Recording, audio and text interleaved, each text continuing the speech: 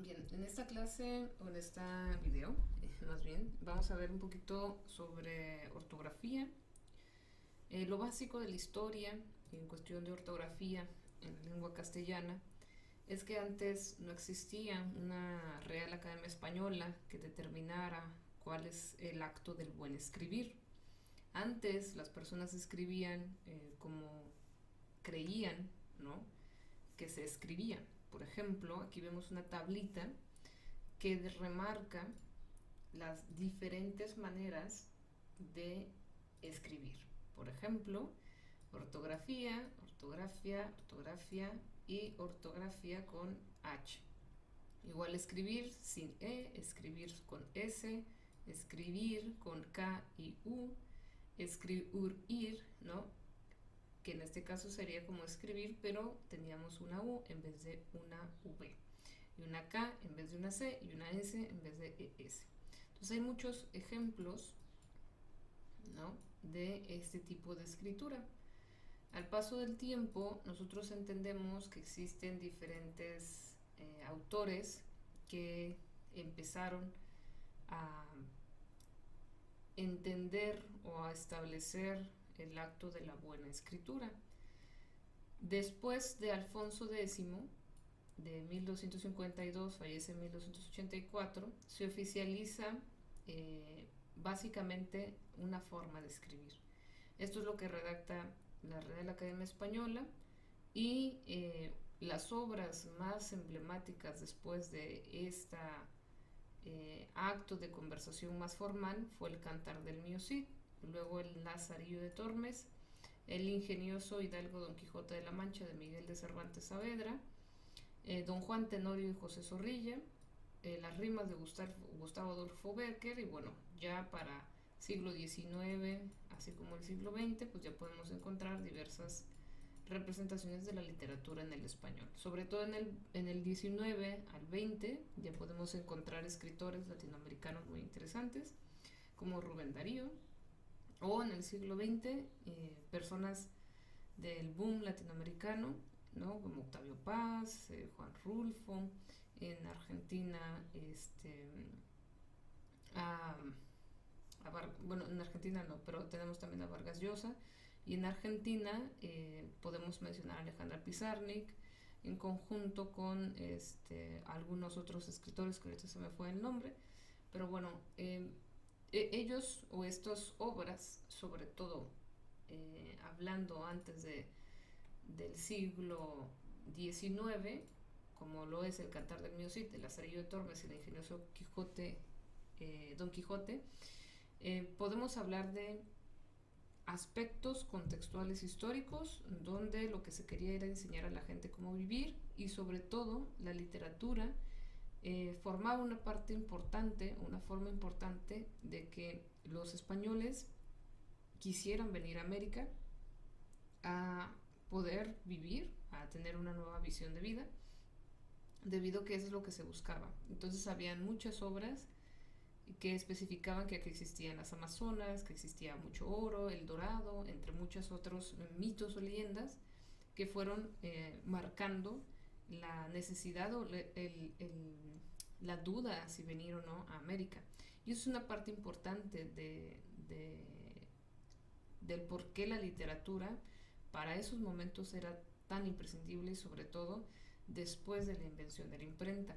Entonces, eso es una forma de resumir la historia de la ortografía. Ahora, en cuestión del repaso sobre acentuación, bien, nosotros vamos a entender que lo más importante dentro de las lenguas, hablando de idiomas, lenguas igual a idioma, es el uso del sonido, cómo escuchamos y cómo relacionamos ese sonido con la grafía, es decir, con el signo que representa ese sonido, bien, o la imagen o el símbolo, etcétera. Ahora, nosotros en el español tenemos una división muy importante, que es la división de las palabras a través de sílabas. Si recuerdan, en primaria, en secundaria, nosotros dividíamos las palabras en sílabas tónicas, ¿no? O las que tienen el sonido más fuerte, donde se ubica el sonido más fuerte. Y dentro de las que tienen el sonido más fuerte, tenemos la posibilidad de colocarle un acento. Este acento puede ser gráfico o prosódico, es decir, puede que lo grafiquemos, que pongamos el signo de acentuación, o prosódico, que no le pongamos ese signo de acentuación. Bien, y dentro del español nosotros utilizamos la división de última sílaba, penúltima sílaba, antepenúltima sílaba y anteantepenúltima sílaba. ¿Qué significa? Que si yo tengo la palabra sobre esdrújula,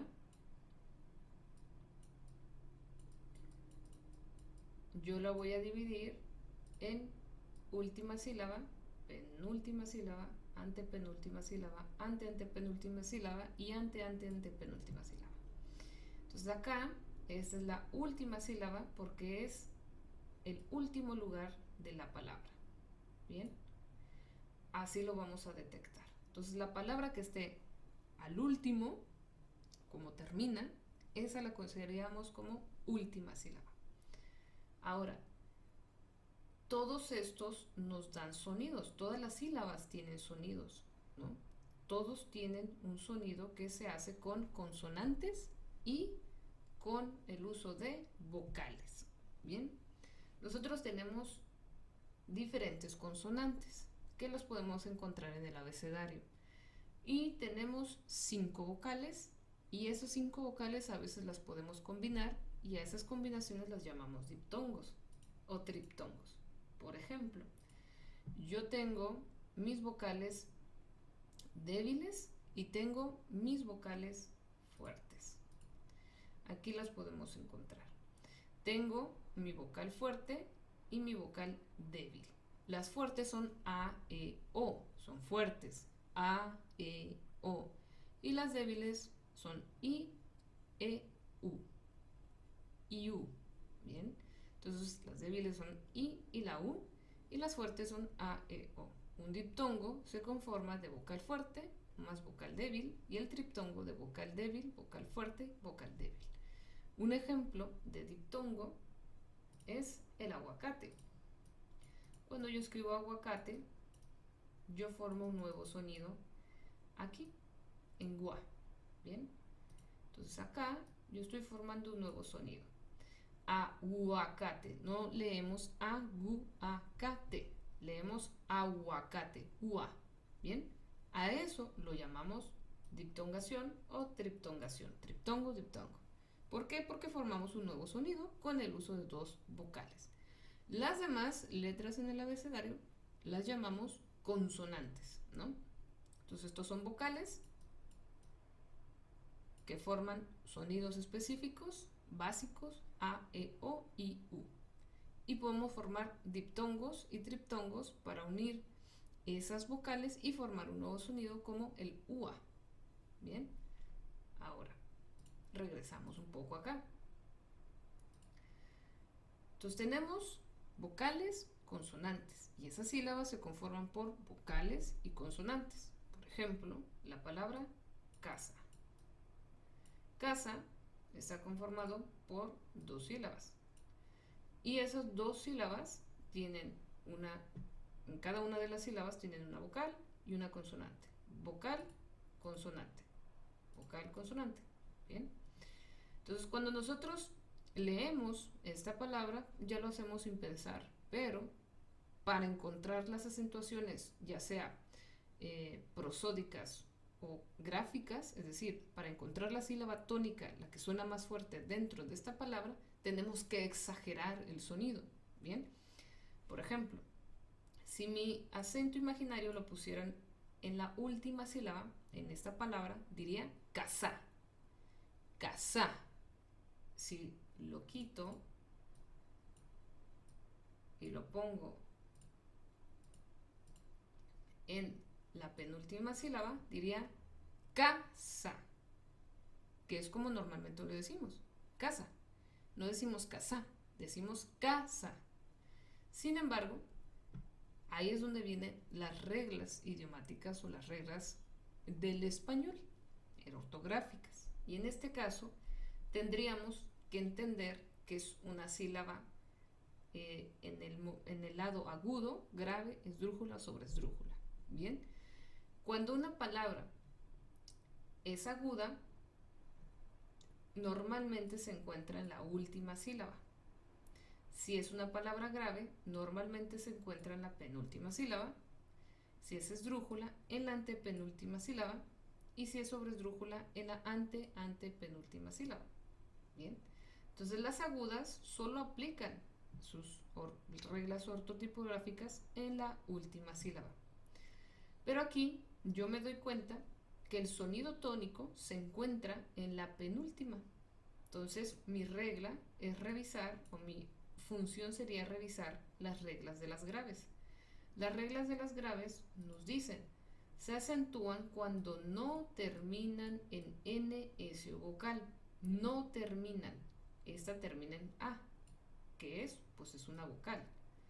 Y al ser una vocal, entonces yo voy a entender, ser una vocal, acá, esta es una vocal, que no se va a acentuar.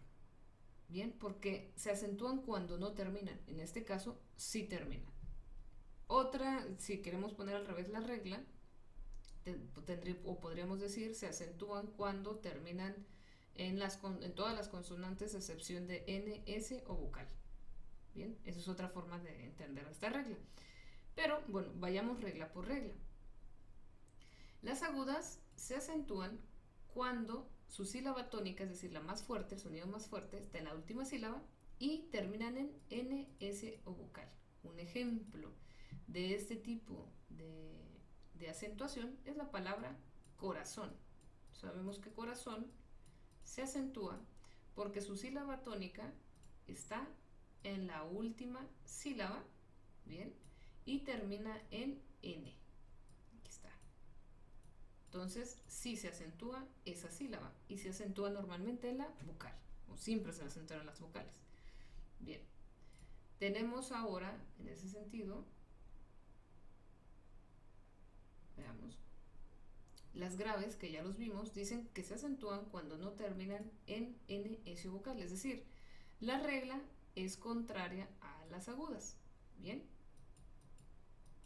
es contraria. Entonces, aquí se acentúan cuando terminan en NS vocal y aquí se acentúan cuando no terminan en NS vocal y su sílaba tónica está en la penúltima sílaba, como la palabra casa. Y en este caso casa, pues no se acentúa y por eso nunca acentuamos la palabra casa. Ahora, las esdrújulas se acentúan cuando terminan, no, siempre se acentúan y en este caso su sílaba tónica está en la antepenúltima sílaba. Por ejemplo, la palabra esdrújula es una palabra esdrújula. Este sería aguda, grave, esdrújula. Y las esdrújulas, si suenan fuerte allí, en su sílaba antepenúltima, se acentúan. Ejemplo, yo puedo decir, para que entendamos mucho mejor el sonido,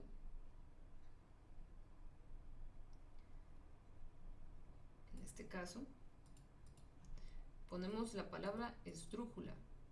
Drújula. Bien. Si yo le pongo el acento en la última sílaba, diría esdrújula. Si le pongo en la antepenúltima sílaba, diría esdrújula. Esdrújula. Si se lo pongo en la antepenúltima sílaba, dice esdrújula. Esdrújula. Bien. Si se lo pongo en la antepenúltima, sería esdrújula. ¿Ok? Por eso se acentúa, porque las sílabas tónicas en la antepenúltima, que tienen el mayor sonido, si es esdrújula, pues se va a acentuar, ¿no? Entonces en este caso siempre se van a acentuar si su sonido fuerte está en la antepenúltima sílaba.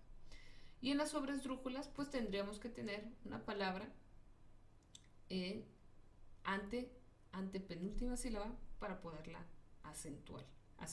Por ejemplo, la palabra importantísimo. Bien, o hay algunas otras palabras que podemos acentuar es más raro en el uso de sobresdrújulas. Bien, entonces esto son las reglas básicas generales de la acentuación, y para entenderlas pues debemos escuchar cada uno de esos sonidos. Bien, entonces si yo tengo la palabra, por ejemplo, árbol, nosotros la acentuamos. ¿Pero por qué la acentuamos? Porque si yo le pusiera el acento en la última sílaba, diría árbol, árbol. Si yo lo pongo en la penúltima sílaba, diría árbol. Y la acentuamos porque no termina en NS vocal, termina en L. Bien, entonces, para poder acentuar debemos aprendernos estas reglas, debemos entender el sonido y entender que si tenemos un sonido y termina en NS vocal y es en la última sílaba, se puede acentuar. O si es en la penúltima sílaba y no termina en NS vocal, se puede acentuar. O si es esdrújula, pues siempre se va a acentuar, al igual que la sobresdrújula. Eso es lo básico para entender por qué acentuamos. Ahora, tenemos algunos otros ejemplos de acentos. Por ejemplo, el T, el tú, el, se, más, mi, si y de. Lo que les recomiendo con este tipo de acentos diacríticos es que se los aprendan de memoria. Si nos referimos a T de tomar, lo vamos a acentuar. Si nos referimos a tú de pronombre, lo acentuamos. Si nos referimos, por ejemplo, tú de pronombre, significa que es tú, el de la chamarra. Bien, si yo digo él me dijo esto, me dijo eso. O si tenemos sé con acento, yo sé que lo hizo. Más, yo sé más que él, con acento. ¿Por qué? Porque hablamos de una persona. Mi, recuerden que el acentuado o tu acentuado siempre se va a referir a personas. Si tenemos tu casa, tu carro, no se acentúa porque no nos referimos a una persona y está acompañado de un sustantivo o nombre de un objeto. Bien, mi pronombre también es un pronombre. Por ejemplo, me lo dijo a mí, me lo dijo a mí. Sí de afirmación, sí acepto, sí quiero, sí lo deseo, sí. Siempre va con acento si es afirmación.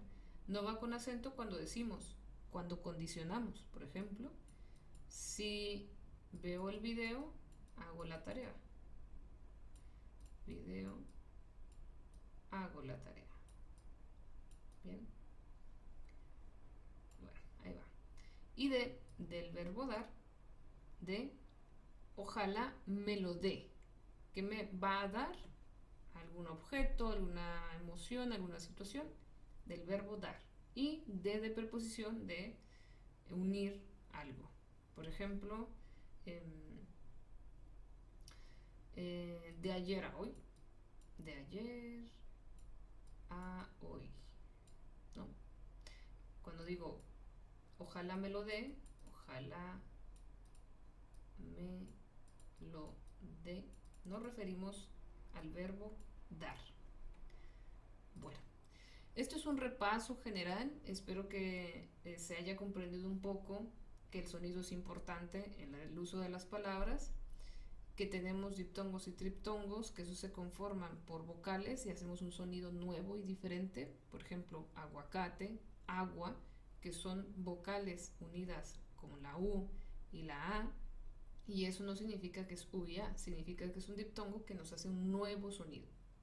Y por último, entender que existen acentos diacríticos, que son la misma palabra, pero que significan algo totalmente diferente y que por eso las acentuamos. Bien, lo mejor es que ustedes entiendan cada uno de estos usos y lo estaremos repasando en clase presencial. Bueno, pues es todo por el momento y nos vemos en clase.